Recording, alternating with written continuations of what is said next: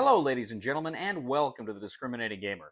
Last night I wanted to cook alligator, but all I had was a crock pot. Ladies and gentlemen, today we're going to go ahead and take a look at Monty Python's Flying Circus, a rather silly expansion for Zombicide 2nd Edition from CMON.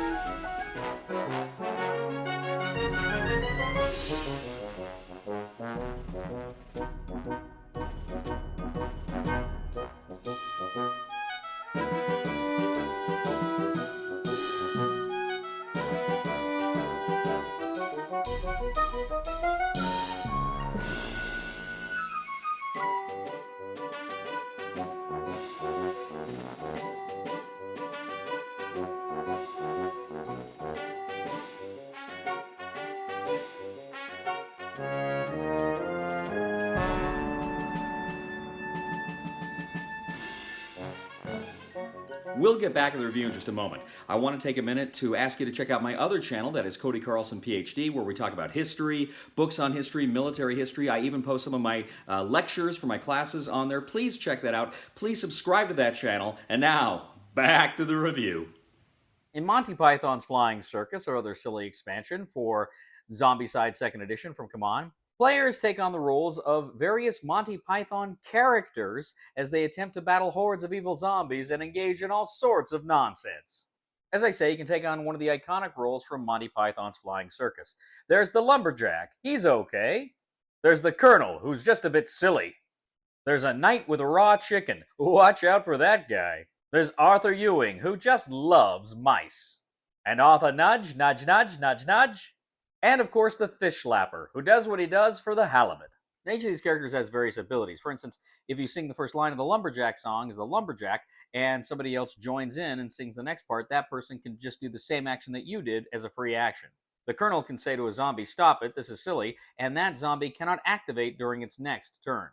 Now, if you're the knight with raw chicken, once per turn, if a player within line of sight has a combat roll that results in no hits, you can teleport to that space, ignoring any of the zombies that are there, and you can effectively deal a wound to that player.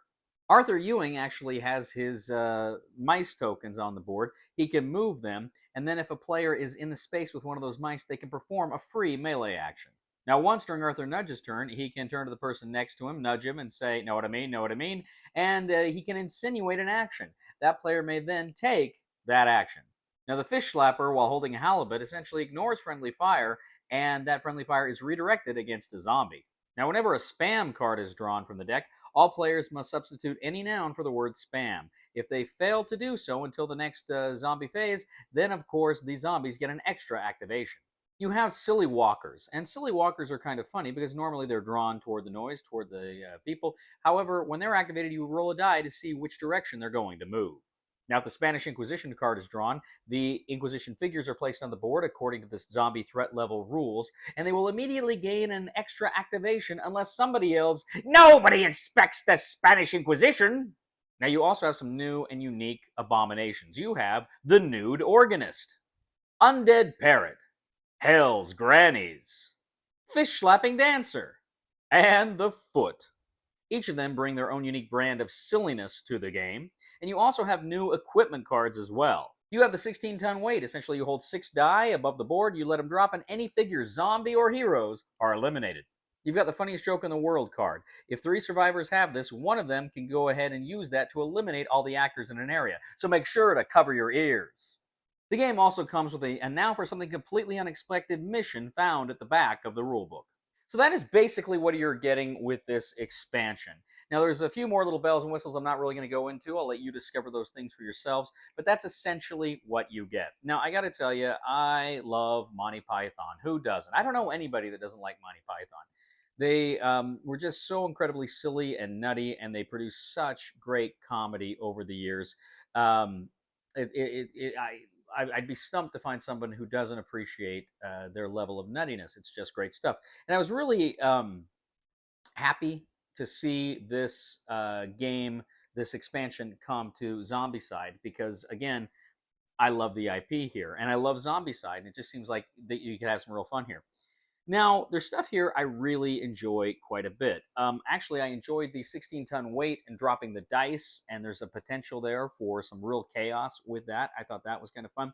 Some of the abilities you have with the characters and their abilities to give other players special actions was good. I like Arthur Ewing's mice that went out, and you could flip them and move them.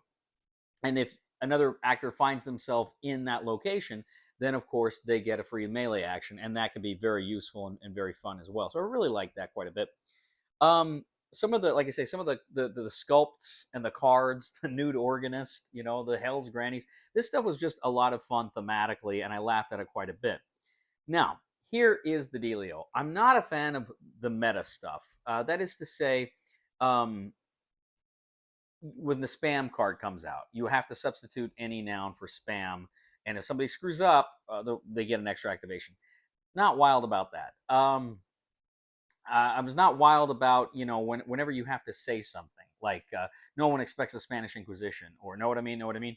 I realize what they're trying to do is inject those moments from Monty Python into the game, which I did appreciate. But I'm not wild about meta stuff like that.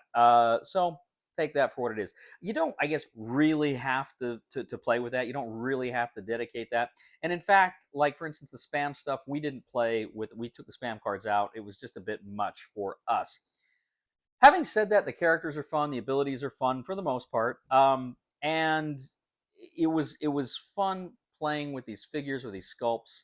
And it really did evoke Monty Python in this Zombicide setting. So I had fun with it. I enjoyed it. I'm going to go ahead. I'm going to give it a 7 out of 10 on the Cody scale. I think that is a good, fair assessment here because it is fun. But at the same time, I was a little put off by some of those meta things, which is why I didn't give it a higher score. But I love the sculpts, love the theme that it brings to the game. If you are a fan of Zombicide and you like Monty Python, I think you'll probably want to pick this one up. Thank you once again, ladies and gentlemen, for joining us today on The Discriminating Gamer. As always, I ask you to please leave a comment for us on YouTube, on Board Game Geek, on our Facebook page, or on thediscriminatinggamer.com. I'd ask you to please like us on Facebook, subscribe to us on YouTube, and follow us on Twitter. I'd ask you to give us a like on all of these platforms as well. We really appreciate it. Ladies and gentlemen, if you do like history, if you like books on history, those sorts of things, I'd humbly ask you to check out my other channel, that is Cody Carlson, PhD, where we talk about those things. Please subscribe. It would mean a lot to me.